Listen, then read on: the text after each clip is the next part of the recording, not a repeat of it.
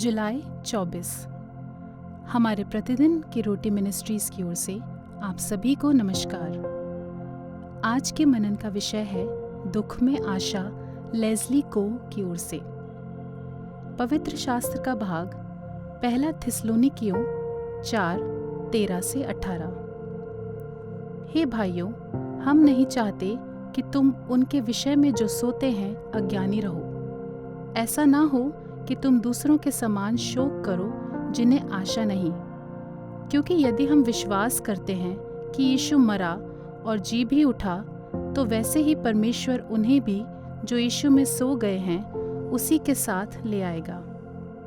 क्योंकि हम प्रभु के वचन के अनुसार तुमसे ये कहते हैं कि हम जो जीवित हैं और प्रभु के आने तक बचे रहेंगे, सोए हुओं से कभी आगे ना बढ़ेंगे। क्योंकि प्रभु आप ही स्वर्ग से उतरेगा, उस समय ललकार और प्रधान दूत का शब्द सुनाई देगा और परमेश्वर की तुरही फूंकी जाएगी। जो मसीह में मरे हैं वे पहले जी उठेंगे। तब हम जो जीवित और बचे रहेंगे उनके साथ बादलों पर उठा लिए जाएंगे कि हवा में प्रभु से मिलें, और इस रीति से हम सदा प्रभु के साथ रहेंगे। इस प्रकार इन बातों से एक दूसरे को शांति दिया करो। मुख्य वचन पहला थिस्सलुनीकियों 4:13। हे भाइयों, हम नहीं चाहते कि तुम उनके विषय में जो सोते हैं अज्ञानी रहो। ऐसा ना हो कि तुम दूसरों के समान शोक करो जिन्हें आशा नहीं।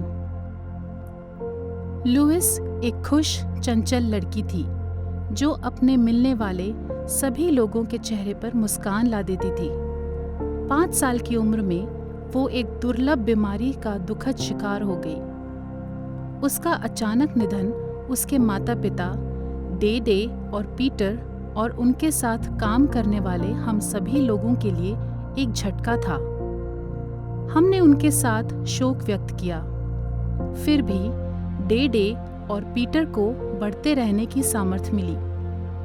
जब मैंने डे से पूछा कि वे कैसे इससे निपट रहे हैं, तो उसने कहा कि लुइस जहाँ है वहाँ ध्यान केंद्रित करने से यीशु की प्रेमपूर्ण बाहों में उन्हें सामर्थ्य मिलती है।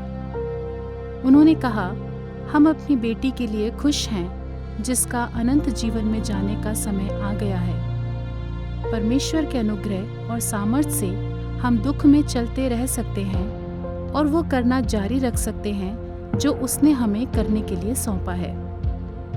डे ने अपनी शांति उसके उस विश्वास में पाई जो उसे परमेश्वर के हृदय पर था, जिसने स्वयं को यीशु में प्रकट किया है। मात्र आशावादी होने से कई अधिक बढ़कर है बाइबल आधारित आशा।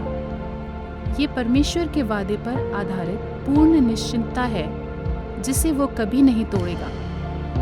अपने दुख में हम इस शक्तिशाली सत्य पर टिके रह सकते हैं, जैसा कि पौलुस उन लोगों को जो अपने मृतक मित्रों के लिए शोक मना रहे थे प्रोत्साहित करता है। यदि हम प्रतीति करते हैं कि यीशु मरा और जी भी उठा, तो वैसे ही परमेश्वर उन्हें भी जो यीशु में सो गए हैं उसी के साथ ले आएगा।